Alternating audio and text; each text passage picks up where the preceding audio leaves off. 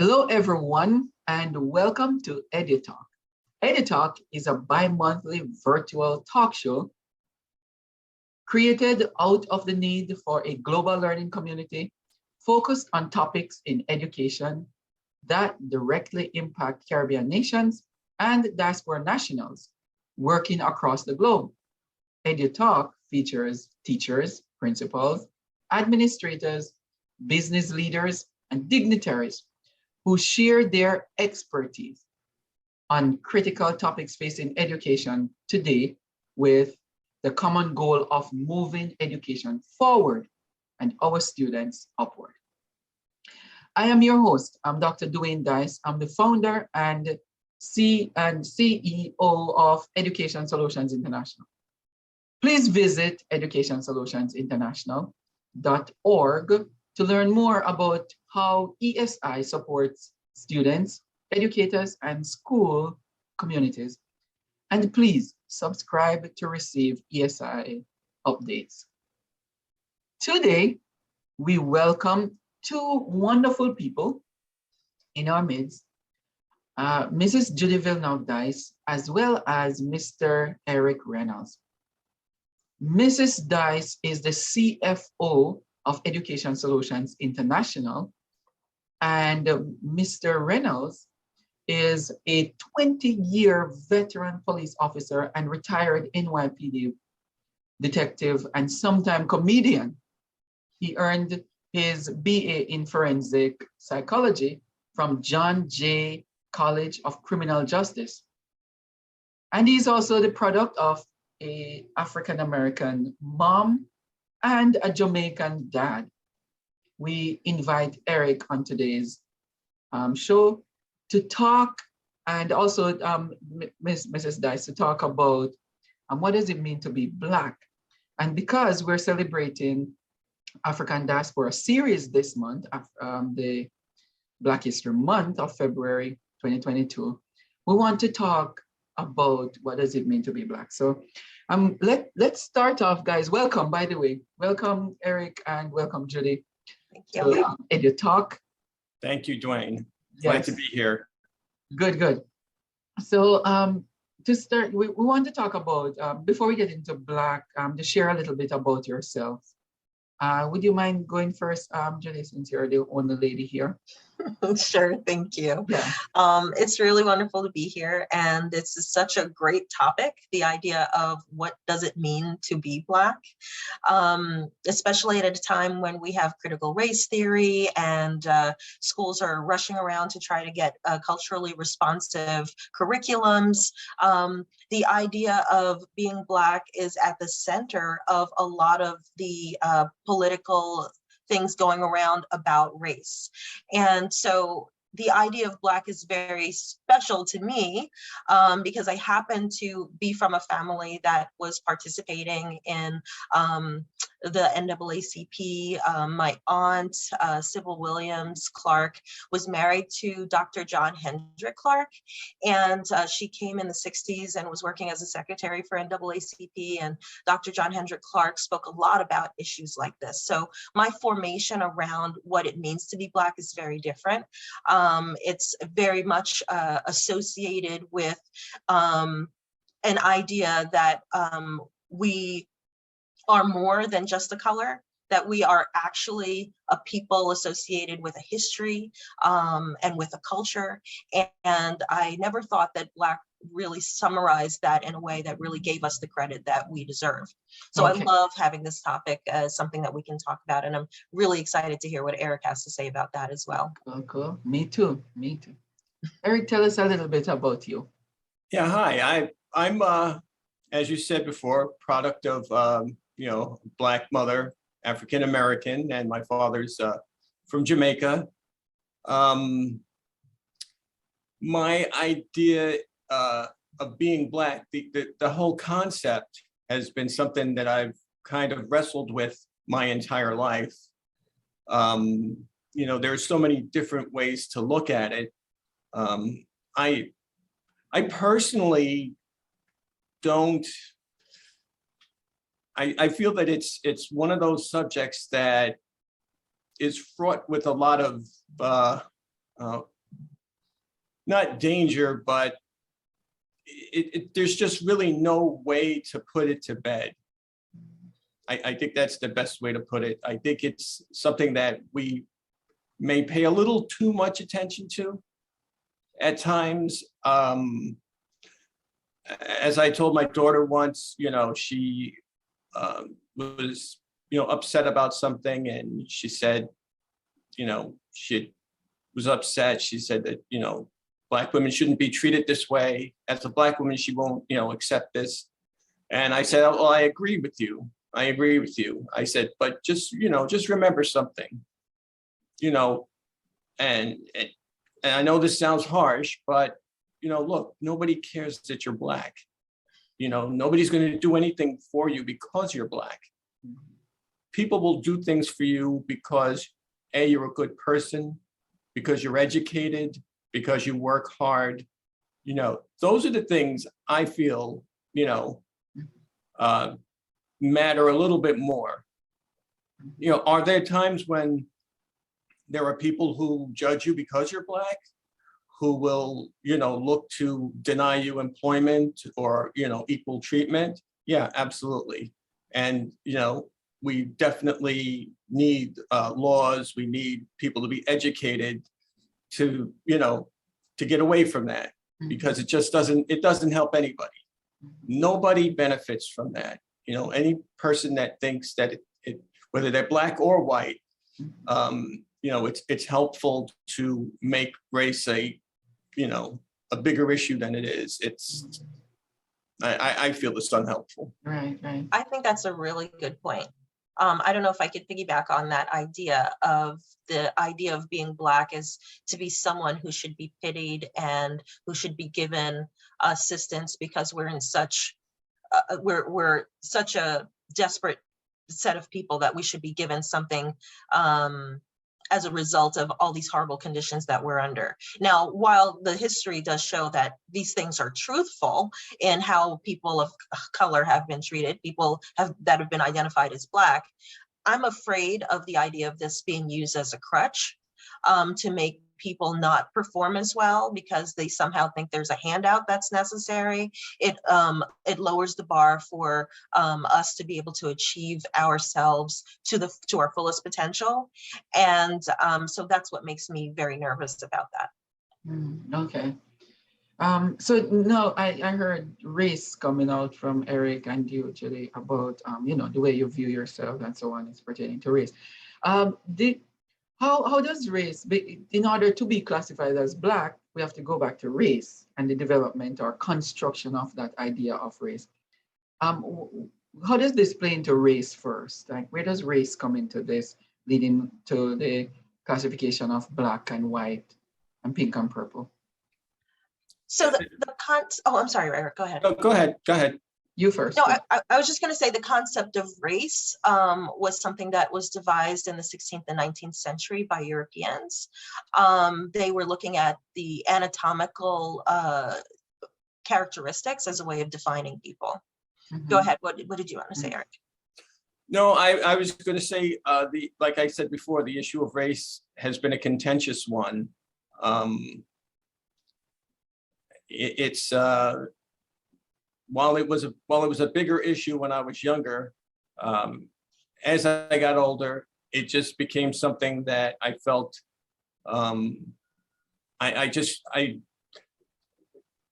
lack of a better term, I didn't want to be burdened with it. There are people that will, like I said before, there are people that will try to hold you back. They'll look at you a different way because you're Black. And my feeling after a while became, you know what? I got to do what I got to do. I don't even have time to waste on these people.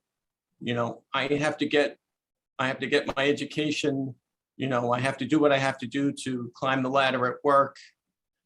I have to work on my family, my house, and all that stuff. And I don't have an extra second to give those people that would try to judge me or give me a hard time. I would my thing is just sidestep them and keep going. Do you feel the same way, Julie? Well, I mean, absolutely. I mean, I believe that it's necessary to tap into yourself as a human being. You can't be defined by other people's limited opinion of who they assume you to be. Because being called Black it doesn't speak to who you are. I think this is actually a good moment to kind of refer to Dr. John Henrik Clarke, who I think speaks about it very concisely and very clearly around the idea of the fact that back in the days, you know, when he was a younger man, they were still referring to us as Negro. So keeping that in context, you know, he refers to dispelling the ideas of being Negro or Black in this little video. So I will share that with you. How do you distinguish between the words Negro and Black? I don't distinguish. I mean, I distinguish between the word. The way I have the word Negro is by dismissing it, and I dismiss it because there's no such thing as a Negro, because there's no Negro people and no Negro land. This is an adjective that somebody made a noun out of and slapped on a people against their will, and I dismiss the word Negro. The word Black can relate to a whole lot of people, and it can become confusing. You see, people must relate to land, history, and culture. And this is what limits the word Black. Because if you say Black, and where is the Black land? I'm going to show you where I'm from. If you say English, an image comes before your eyes, good or bad. The changing of the guards, Buckingham Palace, you know, stout-hearted, the Bengal Lancers, you know. If you say French, you know, good cooking, great lovers, Napoleon, all that. All immediately you got an image. But you say Negro, what comes before you?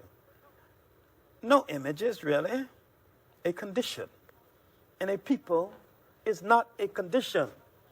A people must have a name that relates them to land, history, and culture. And so therefore, the name of a people, if it's going to be authentic, cannot be Black. That can refer to how the people look. The name of the people have to relate to the land of origin. Now, no one is having any difficulty saying Italian American, Greek American, French American. And I don't think they should have any difficulty saying African American or Afro American.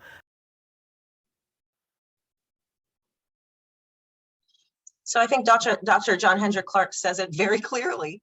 We are people. We have a history. We have a background. We belong somewhere. We didn't just pop here after slavery and you know, start working and this is all that we are. We're much more than that. I really like it too with the three concept with history, land, and culture. That those things wrapped into a people. So do you, and I'm going to ask Eric here to respond to this first, and then you, Judy. What exactly is it tied to, this idea of Blackness and race? The Black race, the Blackness, the construct that somebody coined long time ago and attach it to a people. What exactly is it connected to? That's a good question. You know, it's, as Judy alluded to, it's an old issue, you know, way before our time. My experience with it, my feelings about it is that it's time for it to go away.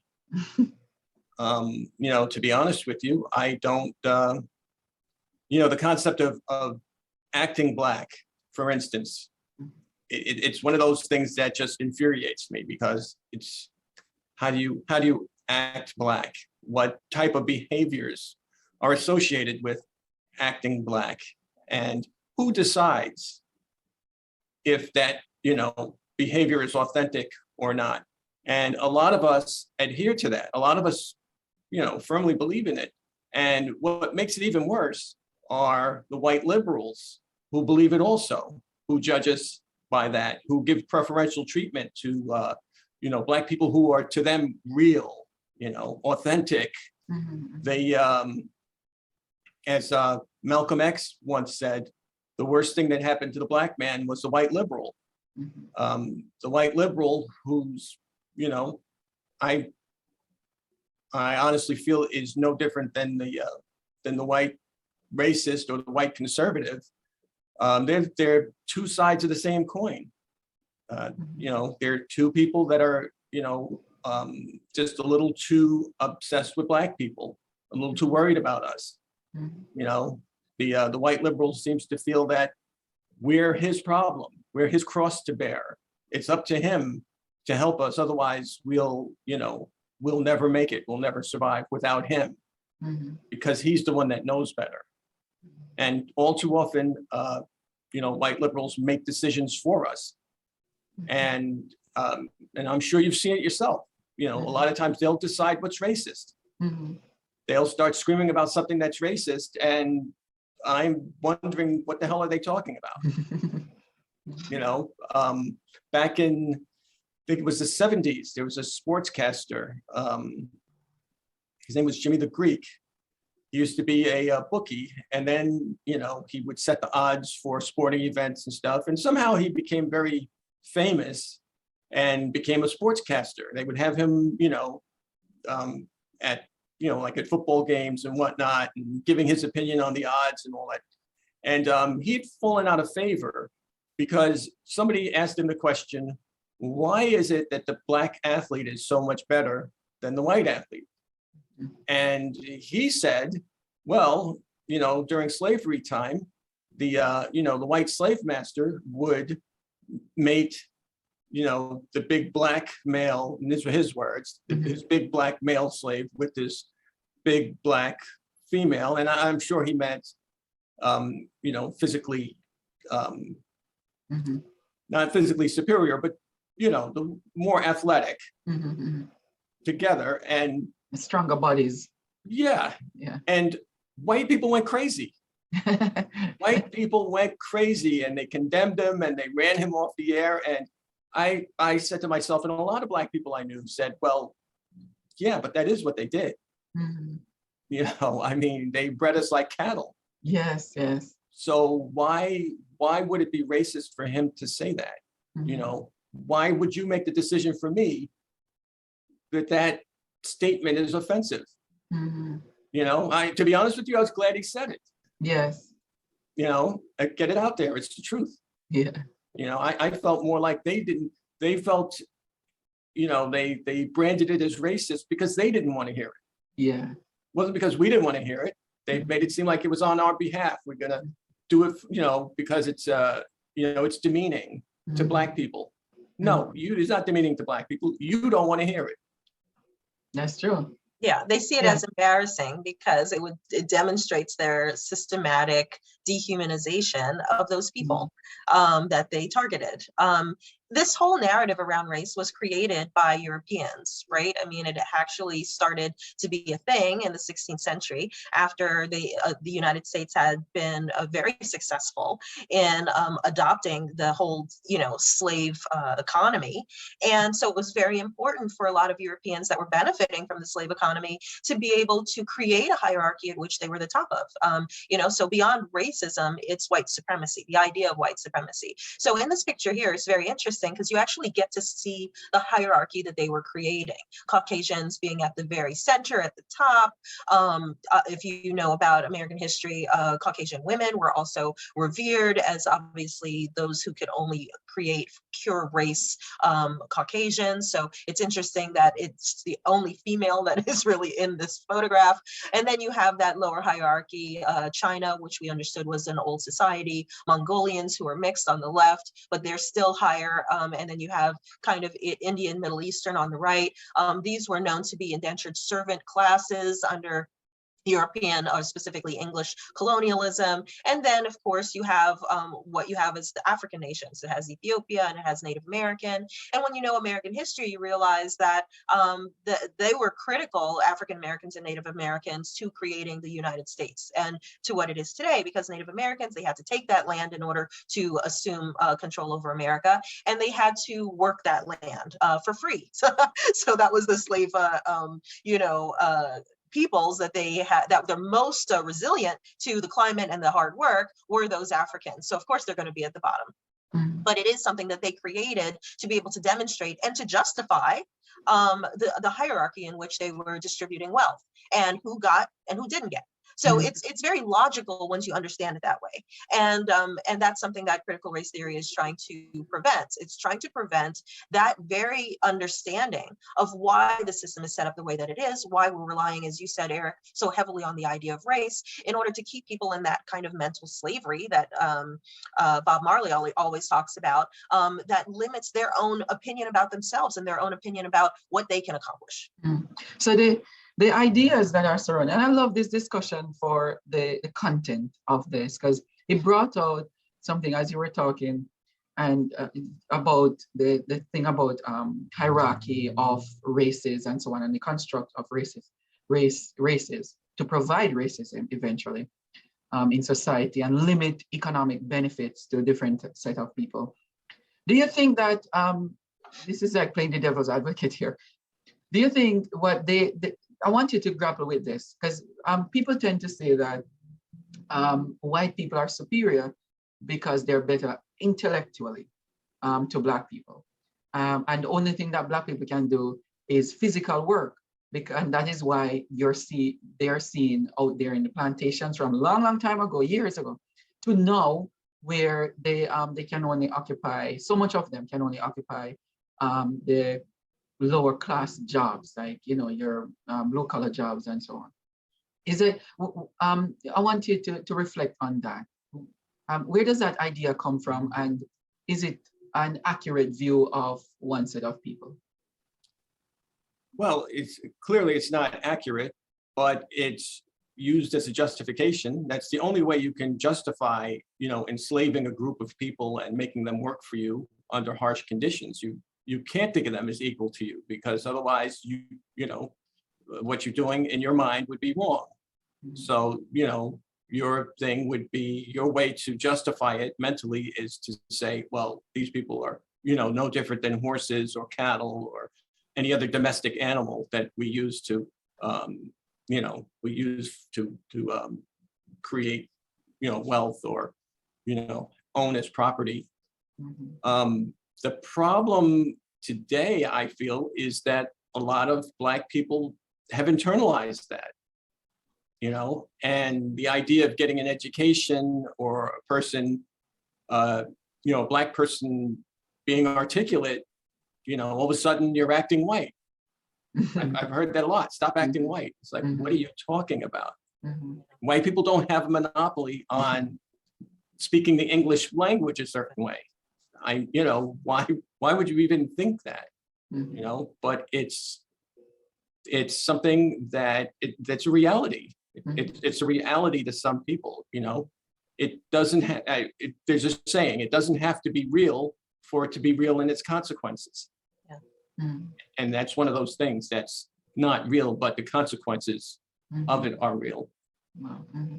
If you could go back to that picture that you had shown earlier, that black and white picture, it's very interesting when you start to look at the construct of race, because then you start to realize that all these concepts around inferiority were constructed very strategically for a long-term goal purpose, for people to, as Eric said, to internalize these concepts. So if you look at the photo on the right, what they were trying to demonstrate when you were talking earlier, Dwayne, about the intellectual inferiority of Blacks, quote unquote, to whites. In that picture, you actually get an idea of what they were trying to prove. They were trying to show that primates were much more closely related to people of African descent than they were to people of European descent. So they even tried to go as far as to showing the construction of the brain, how it was shaped, and that shape having some indication of their intellectual ability. So if you look at the very top brain across from the Caucasian, you see that the frontal lobe area is one that has this line that separates it. And apparently they had spoken at length, if you read about anthropological science, that they were saying that's where all of the intelligence was, and that Europeans had a larger frontal lobe as a result of this and an evidence of their intellectual superiority. So this was essential to be able to convince everybody of. So as Eric had mentioned, they would be able to stomach and the inhuman treatment that they were given to the African slaves, because they could say, well, they're just a little bit above animal anyway, so it's okay. Mm. And then we come to look at the other side of things. Here is Black power. You know, Black Wall Street, Black power, and we see Black people in history have made tremendous advancement. And you look at that and you're wondering if there's any intellectual capacity here that we can draw on to say, okay, they're surviving on their own. We're doing well here, you know. We have been very intellectual, so just leave us alone. Get your knees off our necks, basically. What's the idea between Black power as it relates to, like, you know, the whole idea of Black Wall Street back in the days, and in the 1960s with Black power, Black movement, Black Panther, Black advancement, everything Black. What's that idea telling us about Black people? No, well, it tells us that you know, we're capable of anything that any other human being is capable of, that we could achieve anything that any other person has achieved, whether they're white, Asian, you know, Mongolian, whatever they are. It's, you know, human beings are basically what, 99.999% the same, every one of us. Mm-hmm.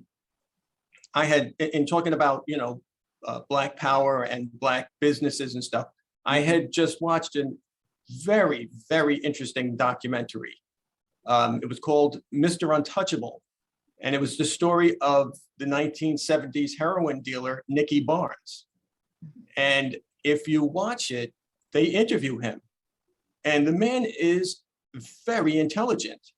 I mean, you know, not even the street, you know, smarts that people always talk about. Mm-hmm. This man was street smart. He was also book smart. He was very well spoken. I was really surprised when I watched it and listened to what he had to say and the things that he was into. And this was a man who, if his circumstances were different, he would have been, you know, he could have easily ran circles around Donald Trump and, you know, all the other, you know, Warren Buffett and these types. He was just, you know, it's just unfortunate that his life went in the direction that it went.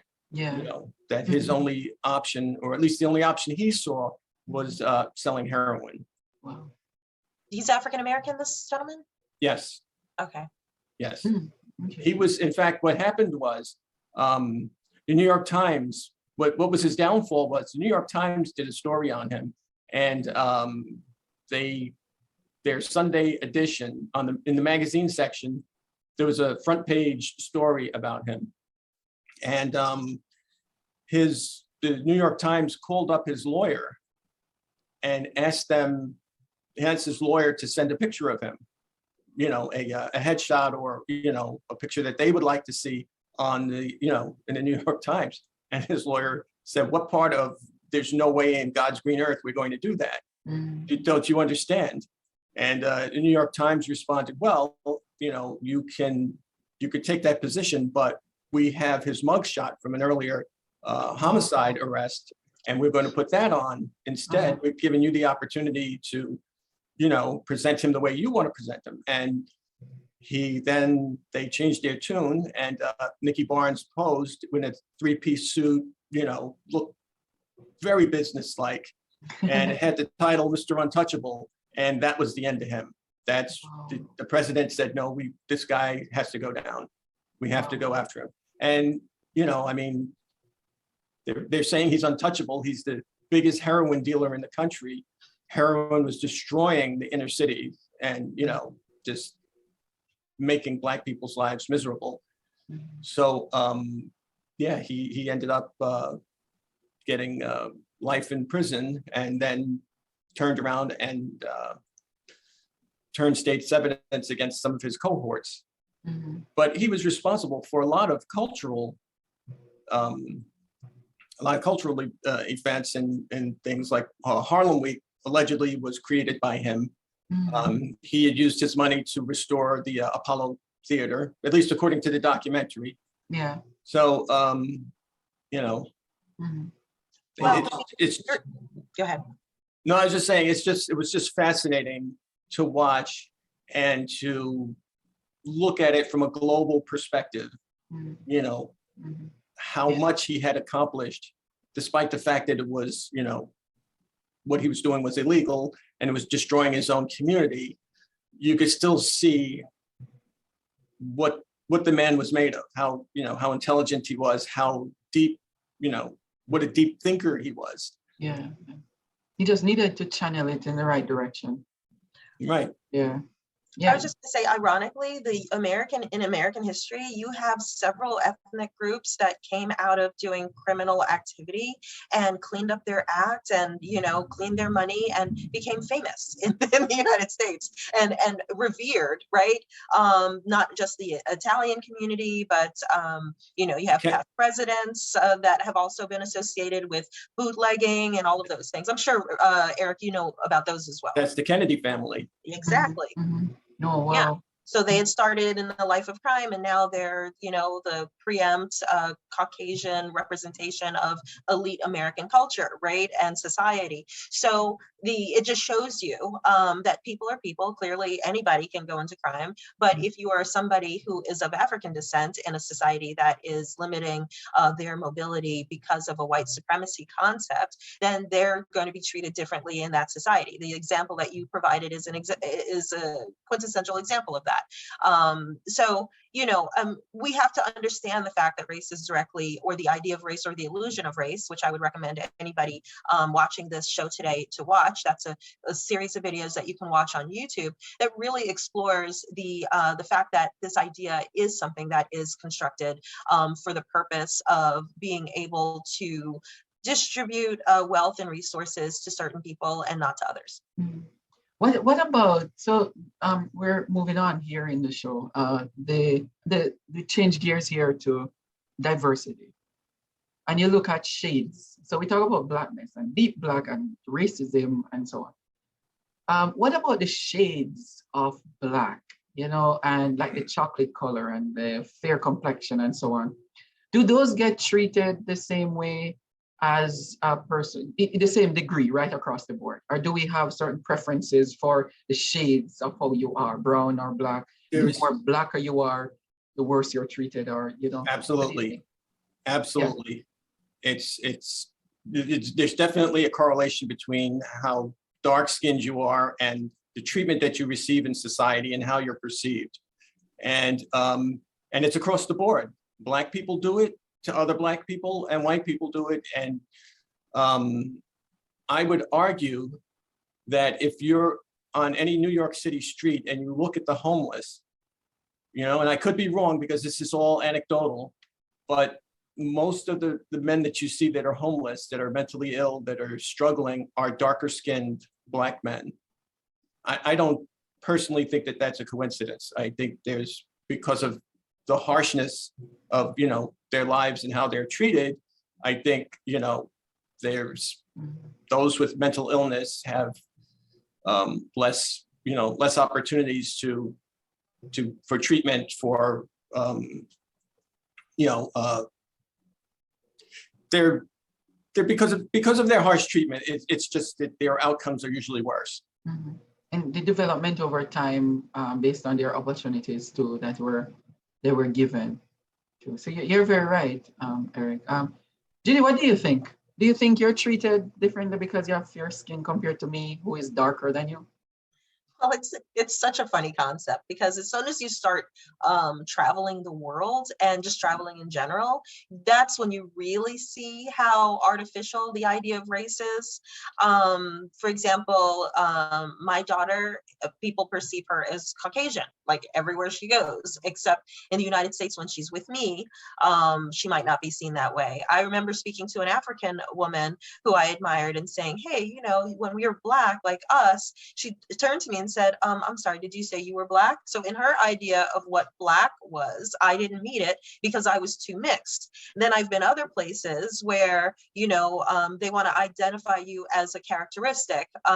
Like my hair is a different texture. So I'll be identified as, oh, are you mixed with Indian? And it's true. I mean, the idea is very hard to put your finger on, because being from Jamaica and my mother's family is actually, half of them are from Central middle America, you can look in our family and it's very representative of some of the photographs that you're showing here. We have people that are German, mixed with German, and it shows. We have people that are mixed with Irish and they have freckles and it shows. You have some people are more brown, some people are very fair that look more Asian, that look more Indian. We have everything at one table. So when we have a family reunion, the idea of saying, okay, who's who, how should we identify, is not even a conversation that we have. We see ourselves as Caribbean people, as Jamaican people, but if someone from the outside were to come in, they would pick and choose who everybody is. Oh, that one's Black, that one's not. You know, it's such an artificial concept for us personally, as a family. And Dwayne, your example, I mean, you're Indian. So so there are lots of very dark Indians. We know that, and that whole spectrum going from north to south of India is going to change as well. So honestly, I do know people treat you differently. I think I do get favoritism sometimes. Honestly, I went to Haiti and I never had to sit down, like find a seat. Seats were appearing out of nowhere for some reason. Everybody was giving me a seat no matter where I was. So I realized that there was something about the way that I looked that was giving me preferential treatment. So it all depends on where you are, because I'm not going to get treated like that down south in the United States. You have to know where you are. And unfortunately, you know, there are benefits and there are drawbacks in every situation. Color is just something that you have to always be kind of repositioning yourself to understand, okay, is this because of this? And is that they're reacting to me because of my skin? But putting all that aside, and I think Eric said that earlier, you want to focus on character. You want to focus on your own personal development, who you are as a person, what do you have to offer society and as a community. Develop your intellectual ability, develop relationships, build authentic relationships with people from all cultures, and then hopefully you'll be able to finally get someone to understand who you are as a person outside of the color of your skin. Yeah. So Eric, how does this impact, apart from you focusing on yourself and your character and developing good moral character and educational attainment, well, how does this impact education, the education system, educating people of color and white people too? How does this impact the education system, this idea of race and Blackness? Well, you know, again, there's that perception that some of us have that, you know, getting an education is, you know, you're being white. I know that, you know, Black kids that are in advanced learning classes have to deal with a lot of harassment and whatnot because they're, you know, they're intelligent, and it's seen as not, you know, by the kids who aren't, or who, well, not that they aren't intelligent, but that they haven't met their full potential. For, you know, for other reasons, those kids get ostracized. I've heard stories of kids, you know, getting their book bags thrown down the sewer, you know, as a form of harassment because you're, you know, you're trying to be white, you're, you know, you're getting perfect grades, and it's just unfortunate. It's just really unfortunate. It's like I said, for us, it's comes from every direction, unfortunately, because of our internalization of what has happened. Racism has kind of, it's kind of got its own momentum now. You really, you know, there really isn't a huge need for people to practice racism against Black people because we've internalized it, and then a lot of times we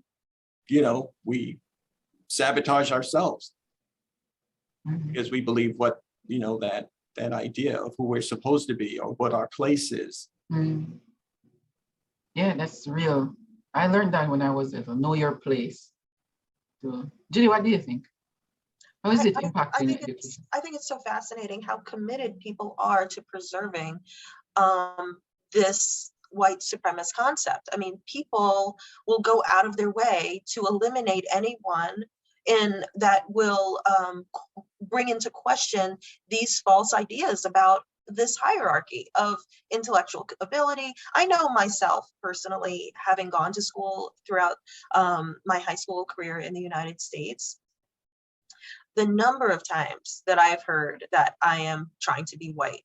and not really understanding the concept, because everybody I know in my family is of color, to some hue, some degree, and everybody's trying to get an education. Everybody talks the same pretty much. Some people obviously have a Caribbean accent or whatever the case may be, but just the idea that you didn't fit a certain stereotype, which Dr. Hendrik Clark talks about. It's like, to be Black is a condition. And if you don't meet the standards of that condition, when they look at you, if you look affluent, educated, you're not like, mentally ill, angry, which is what they associate Black women to be all the time, then you don't fit those characteristics that they associate with that color. And anything that is better than that, anything that is better than that condition, it must be white. It can't even be Asian. They're not like, you're acting like you're Asian. It's like, you're either Black or white. And if everything is going well for you, you're acting white, and you're somehow abandoning the Black race. And that's what I felt with my African-American counterparts. I remember in college, is the more upwardly mobile you appeared to be, was as if you were moving away from your ethnicity, rather than that is your ethnicity at its best, at its most successful. That concept somehow never existed, which is very strange. You can be Black and successful. I mean, how unusual a concept should that be? But apparently it is, Yeah. You don't, So- and you don't, Yeah. go ahead, I'm sorry. Go ahead. I was going to say, and you don't see that in other communities, within the Asian community. You don't see Chinese people saying to each other, "Oh, you're talking white," they're, I would assume that they're very proud of their children when they do well, and for them, education and achievement is the #1 priority. Yes. And they don't look to hold each other back. They don't look at each other and say, "Well, you're not acting Asian, you're not Asian enough." I mean, maybe it's out there. I don't know. I can't say. I'm not, I don't have a hell of a lot of Asian friends.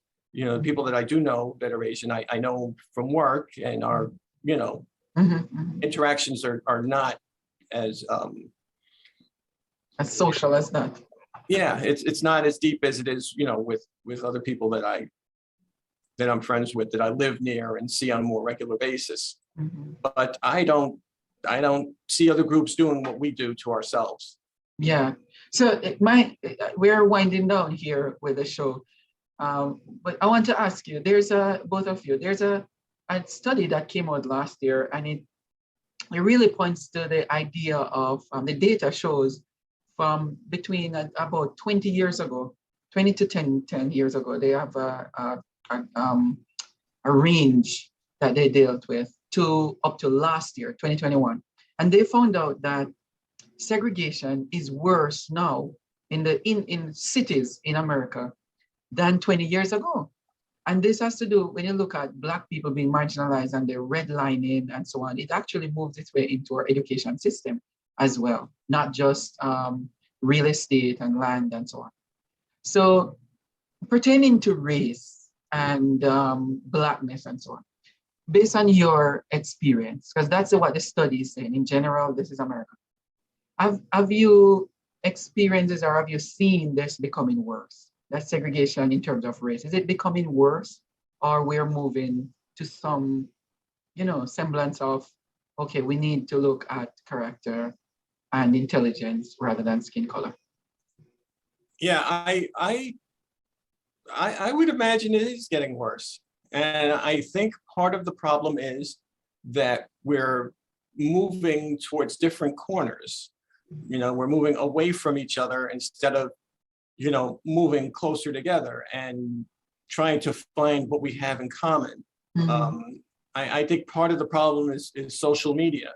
I think social media and the news, opinion news, is driving a wedge between people. And, just, I just see, social media as being very corrosive to, to races getting together, to racial harmony, and, people understanding and learning more about other groups. It's just, I don't know. I don't see it as helping us. Wow. Judy, you're in education. You're a part of your work. apart from being the CFO of ESI, your other job is policy and engagement at the city level. Do you see us moving in the right direction in terms of harmony and diversity, inclusion, those terms, wonderful terms? Well, I mean, you hit it on the nose. Unfortunately, the way that the city is constructed or divided, it really is divided by culture and ethnicity. You have pockets of Polish communities, you have pockets of Hispanic communities. I mean, we really do kind of isolate ourselves, and that cannot be separated from the redlining that had originally taken place. But it also has to do with the increase of money being pumped in the city, and that necessitates people moving outside of the city, right? That can't afford to remain here. And unfortunately, the fact is that the people who are living in that community are typically limited to educators who also live in that community. So even diversity of education, of the type of educator that you're getting, is also limited, right? I mean, there's some benefits to having people from your community teach you, but there are also some limitations because it lacks the diversity of perspective and information. You would think that being able to have access to technology would be something that's pervasive, but that also, across the country, it also varies depending on the wealth of the certain communities as to whether or not they'll have access. And then how is that access tapped into? Are they creating opportunities online to be able to communicate with students that represent other ethnic backgrounds? It's one thing to have the resources, but it's another thing to know how to use it in order to bridge some of the gaps between these this lack of diversity that we are seeing. And unfortunately, with the increase of social media, like Eric was saying, I mean, there's even less opportunity for kids to want to read. Everything is being spoken to them. Their attention span is limiting, is reducing. So their interest in even being able to sit in a classroom for extended periods of times are becoming more and more challenging. So now there's an increase of children being assessed with ADHD only because they can't sit still and focus long enough, right? And that's unfortunately, there's a large number of people of color that are experiencing that more often than people of Asian and European descent, because there is a difference in the way they're being cultured in their communities. And it comes down to community. When the community breaks down, when the families and the communities at large, the churches and people are involved with the same focus in mind that we need to make sure that our kids are learning, when that is broken down because of financial limitations, their need to work, an inability to be able to supervise their children, to be able to supervise what it is that they're learning, then that level of supervision takes hold in that child, or lack thereof, and then that child suffers long term. It's very hard to get them off that track after that. Yeah, I was thinking about the same recommendation. So, Eric, when Judy mentioned about the idea of supervision of kids and supervision of learning, and the whole idea of community, what other recommendations are you thinking of? Because you work in the city as a police officer for many years, and you have dealt with criminal justice. You have seen the forensic side of things, basically. Do you think we need more of structures like those for our people of color, or what recommendations are you seeing that we really need? Well, the first thing I would say is that whatever remedy we have, people have to understand we're not going to have a quick fix. People have to stop expecting things that have been, going on for 30, 40, 50 years to be turned around in 6 months, because that's what we do. We get a new chancellor, we get, a new mayor or whatever. And, 6 months from now, a year from now, kids are still reading at the same level, and everybody's throwing up their hands and they're screaming and it's a failure. And it's like, no, we have to be in it for the long haul. This is a deeply entrenched problem. It's a generational problem. It's something that's going to need years.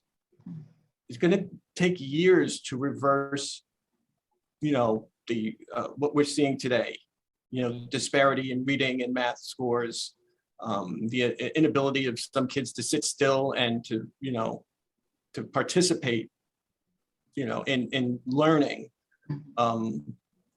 One of the things I remember as a rookie cop, I worked in the Bronx, and we were working from 4 to 12. And when we had roll call, the sergeant told us to, we had to report to one of the schools at about 7 or 8 o'clock. So we were a little baffled by that, you know. So after roll call, we went to the sergeant. He said, well, you know, what the heck is this all about? You know, why are we going to the school? He says, I don't know what it's about, but you guys have to go see the principal and they'll explain what they need from you. We go over to the school and it turns out that it's a parent-teachers night. And the kids hadn't been, when they got the report cards, weren't bringing them home to their parents, right? And they had decided to have and parents weren't showing up for the parent-teacher conferences also. So what they decided to do was to meld the two together. Instead of giving the kids their report cards, they would make it mandatory that the parents had to come in to get the report cards, and then they would do the parent-teacher conference at the same time, right? So they thought that was a great idea. They did that, and then when the teacher said, well, your kid can't read or your kid is disruptive in class, now that the student and the parent were beating up the teacher. Wow. So they needed us to stand by to make sure that the teachers didn't get assaulted. Wow. So, you know, it was like, you know, how do you win? How do you change this? How do you turn this around? You know, sure, us being there will prevent, you know, them striking the teacher at that moment, but it doesn't address the underlying problem. What leads up to this sort of thing. Yeah. The other problem also is the way we evaluate teachers. You know, teachers have no reason to tell parents and students that they're doing poorly, because that's how they're evaluated. So what happens is it's much easier to just tell, you know, parents that their kid can read and, oh, your kid is smart, and pass them along, because nobody's going to question you over that. Parents are not going to complain, you know, that their kids didn't deserve to get passed along, and you passed them along anyway and said that they were smart when they were struggling. Parents, if you tell them their kid is brilliant, most of them will believe you. Most of them are glad to hear that. Yes, yes. They don't want to hear you saying their kid, you know, can barely read at grade level, that your kid can't sit still, or your kid is disruptive, and your kid's making it hard for other kids to learn. It's so there's a lot of moving parts here Yeah, that yeah. have to be addressed, and it's going to take a generation. Oh man, it's hard. All right, we have to close off here. It's sad, but it's very hard as well. And the work continues. Thank you so much, Eric and Judy. Thank you for coming on, for sharing with us. And we're going to invite you again to be back on here for, especially when you reach Child's Month, or Children's Month in May, to have some conversations about the minds of our children, to reclaim them, both in mind and in body. Thank you so much for coming on. And thank you to our viewers who have joined us today for this episode of EduTALK. EduTALK, please, you can visit educationsolutionsinternational.org for versions of EduTALK, especially in the month of February here. And every month for a series on something. This month we're focusing on the African diaspora. Please join and subscribe. You'll get updates from ESI when you subscribe. You'll get also resources once you get on the page, and you'll get connection to events. You can also watch the recording of this video and other videos on our YouTube channel. ESI's YouTube channel is Education Solutions International TV. Everyone, please walk good, as they would say in Jamaica. Walk good until we see you again next week. Okay. Bye, everybody. Take care. Thank you. Thanks for having me on. Thank you so much. Yeah. Bye. Bye now.